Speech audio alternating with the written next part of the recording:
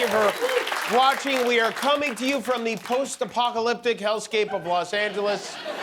Somehow we managed to survive another night. Wow, give yourselves a round of applause. You were able to dodge the pipe bombs and the hand grenades to get in here? It's like Grand Theft Auto meets The Walking Dead out there, you know? The LA Philharmonic and the Mark Taper Forum had to cancel their shows tonight, this week, because there's a curfew in effect downtown. But there was no curfew in Washington last night, where it was opening night for the new and MAGA-friendly Kennedy Center, led by Donald Trump, their self-appointed chairman of the board. The president was in attendance to see one of his favorite musicals, Les Misérables. There he is, Don Valjean and Lady Misérables. That is the look of a couple that just realized they have to sit next to each other for 3 hours. Now, Les Misérables is... Have you seen Les Misérables, Guillermo? No, Jimmy, no. Okay, it's a musical largely about a revolution. It's the people standing up against their king. And the rebellion happens in Act 2, or I should say it usually happens in Act 2. After Act 1 last night, Trump called in the National Guard and squashed the whole thing. I have to say, Trump going to see Les Misérables right now is like Kanye going to Fiddler on the Roof. It's like Diddy going to see Grease right now. Usually when Trump watches a staged rebellion, it's Fox News' coverage of the riots here in L.A. Napoleon Bonaparte was accompanied by Melania, as is required under Section B, subsection 3 of their prenup, which states, Mrs. Trump shall accompany her husband to no fewer than 2 public appearances per calendar year, during which she shall refrain from open displays of revulsion, disgust, and/or hatred, regardless of current mood or events, also known as date night for them. But Melania, from all accounts, she loved the show. Her favorite song was On My Own. They really do seem so close, closer than ever. The way they were holding hands on the way in, Wyatt. In karate, that's known as a thumb lock. It's it was a VIP guest list. The Trumps were there. JD and Usha Vance were there. Attorney General Pam Bondi was there. RFK Jr. was there with his hostage. Jim Jordan was there. It was like the Tony Awards for people who want to take away the rights of everyone at the Tony Awards. Some cast members from Les Mis decided to boycott the performance because President Trump was there. Right now, the only person less popular than Trump in the world of theater is Patti LuPone. That joke was for my theater friends only, and I see we have none of them here.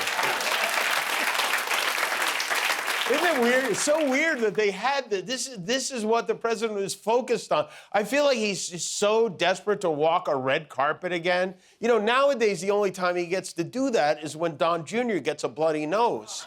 You would think that with this emergency he's so excited about, in the second biggest city in the country, he might skip the theater and stay focused on that. But this is a man who multitasks. This is a man who knows how to do both. If I wasn't there, if I didn't act quickly on that, Los Angeles would be burning to the ground right now. I'm very proud to have helped Los Angeles survive. Los Angeles right now, if we didn't do what we did, would be burning to the ground. Somehow he managed to extinguish a fire that never even started. What a president. First he sends us all that water from the north. Now he's putting out fires with his brain. How will we ever be able to thank him? That's not a rhetorical question. He wants to know.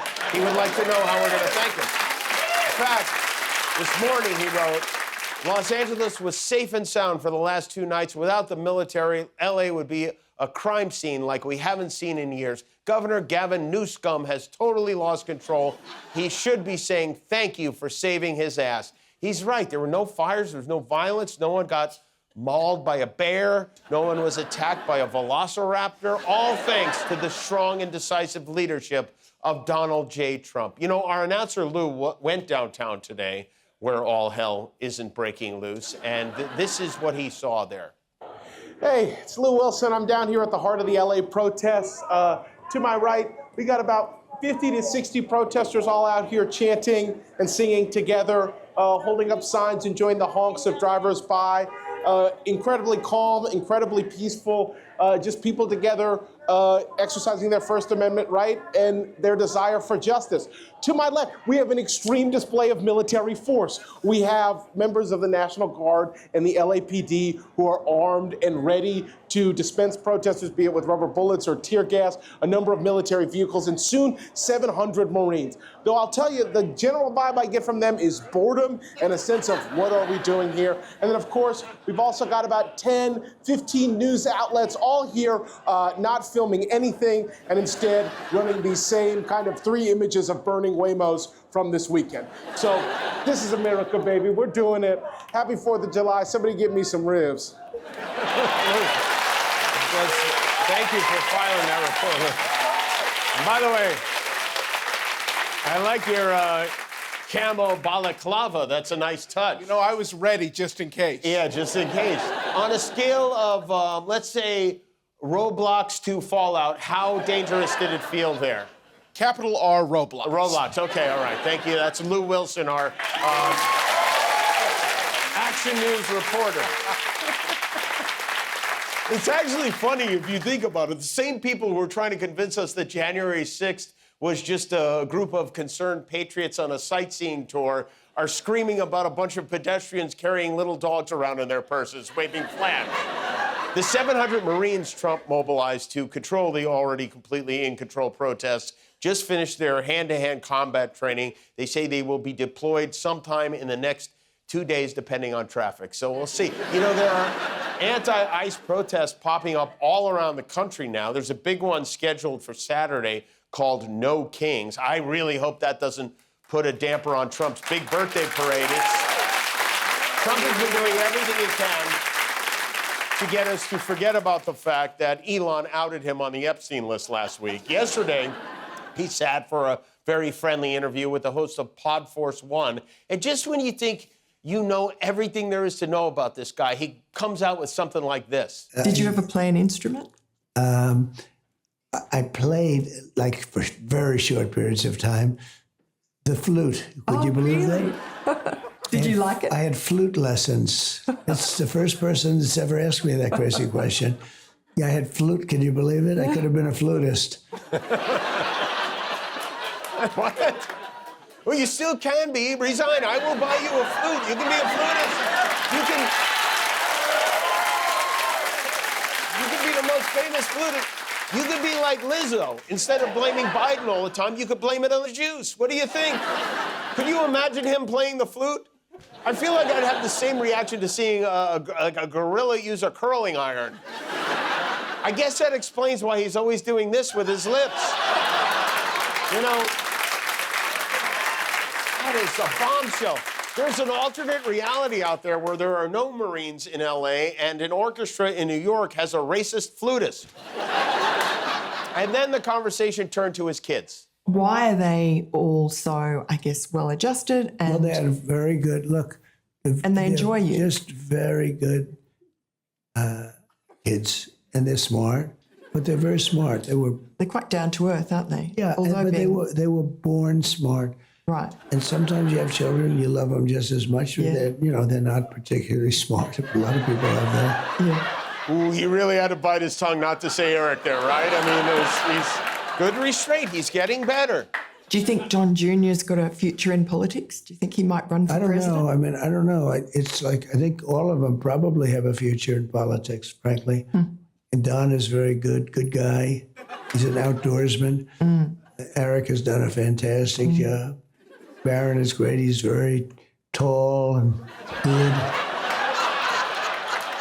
You get the idea that, like, that's all he knows about Barron? Like if you asked him what color Barron's eyes are, he'd say tall. Very tall eyes. Trump broke out the presidential Sharpie today to sign a series of resolutions. He loves signing these resolutions. Even though this had nothing to do with anything he was signing, he managed to steer the conversation once again toward one of the gravest dangers our country will ever face, windmills. The windmills are killing our country, by the way. They don't look alike, and they're not painted alike, different colors. You have, even if they're white, one's a beigey white, one's a darker white, one's a lighter white. Windmills all over the place. tall ones, short ones, windmills, all of them. These horrible, horrible structures. These ugly, horrible things. Dead ones, they're all dead. Some are hanging over by a thread. You're not allowed to bury the propellers, the props, right? I don't know why, but they say that you can't bury a certain type of fiber, and if it goes in the ground, we're all gonna die.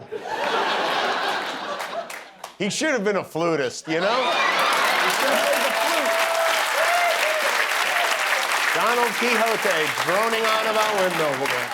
I mentioned last night that Elon's lips appear to be inching back toward the president's ass, but now Trump has a beef with Kentucky Senator Rand Paul, who, like Elon Musk, is no fan of his big, beautiful bill. Whatever you want to say about Rand Paul, and there are a lot of things you could say, one thing he's always been consistent on is he does not want to balloon the national debt, which Trump's bill will most certainly do. So he is not for it, and for that heinous crime, Senator Paul got an uninvitation to the annual White House Congressional Picnic. My son and daughter-in-law and grandson are coming up because we were going to the White House picnic, but I've just been told that I've been uninvited from the picnic. I think I'm the first senator in the history of the United States to be uninvited to the White House picnic. Just the level of immaturity is beyond words. Only took him 10 years to figure that out, I guess. But really, like, I mean, seriously, imagine being the president of the United States, and you're like, that curly-headed little rat's out of the picnic. And then I guess someone in Trump land realized how completely ridiculous this sounds because Teddy Roosevelt responded, of course Senator Rand Paul and his beautiful wife and family are invited to the big White House party tonight. He's the toughest vote in the history of the Senate. Why wouldn't he be? Blah, blah, blah. I look forward to seeing Rand. The party will be great. It was all a big misunderstanding. Trump thought RuPaul was trying to get in the picnic. But enough about politics. Sunday is Father's Day. What are your plans for Father's Day, Guillermo? I think we're gonna have barbecue, have a few drinks. Who's gonna barbecue? My wife. She is? Yeah. Your wife does the barbecuing? Yes, she does the cooking, yes. Wow. Well, we have a fun Father's Day tradition here at our show. Every year we go out onto Hollywood Boulevard to give some of the dads passing by a quiz to find out how much they know about their kids. We call it Pop Quiz. It's always disappointing, and it's time once again to see if father really does know best. All right, so I'm gonna ask your dad some questions about you, and I want you to tell me whether he was right or wrong, okay? Okay. All right, when is your daughter's birthday? Her birthday is, oh my God. Huh? Oh my God, I can't. I am a bad dad, dude. Who are your daughter's best friends? Ooh. I would say... I don't know. Can you name any of your daughter's friends? Sure. What grade is your daughter going into? Oh, kindergarten. Kindergarten. No! That's right! What did your daughter dress up as for Halloween last year? Cow. No! Fish! Oh, fish. Oh, fish. My dad is doing all the wrong answers. What is your daughter's middle name? What? No, it's Michaela. No, I don't know. Oh, you don't have a middle name. Yeah, I do. Does your daughter play any instruments? She plays the recorder. No. What did your daughter dress up as for Halloween this last year? Yeah, I don't know. Maybe Wednesday? No? I feel like you were like some kind of pop star, like an artist or something. I was the Toy Story alien. Yeah, that's Can you name any of your son's current teachers? None. How many of the 1983 New York Islanders can you name? All of them. Billy Smith, we'll go from one on up. Billy Smith, Dennis Potvin, Stefan, Clark Gillies, Lauren Henning, Wayne Merrick, Dwayne Sutter, Bobby Bourne, Mike Bossy, Bobby Nystrom, Gord Lane, Dave Langevin, John Tonelli. You forgot the head coach, Al Arbor. Oh, I did leave out Al Arbor. Sorry, you're right. What's the name of the high school your daughter just graduated from? Oh, I know that one. Longview High. No. Where's your head at? What year were your sons born? 2009, 2008, 2016, I think. Are those right? No. How many of your son's friends can you name? 0. Do your sons play any instruments? I don't think so. I play the drums and I play a little bit of piano. And I play the ukulele. What's the name of your son's doctor? Man, I don't know. I really don't know. That's mom's area. What is your son's girlfriend's last name? I do not know. I don't know. That's mom's area? Yeah, that's mom's area. All right, you're their mom? Yes. Okay, great. Do you know what years they were born in? We got 2007, 2009, and 2014. Can you name any of their friends? Tanner, Matthew, Tyler, Do your boys play any instruments? piano, drums, ukulele, What's your son's girlfriend's last name? Corpus. Wow, these really are mom's areas. I told you that. Maybe we just skip Father's Day this year. Guillermo, do you know how many subscribers we have on YouTube now? 20 million. That's right, yeah, that's why we're wearing these glasses.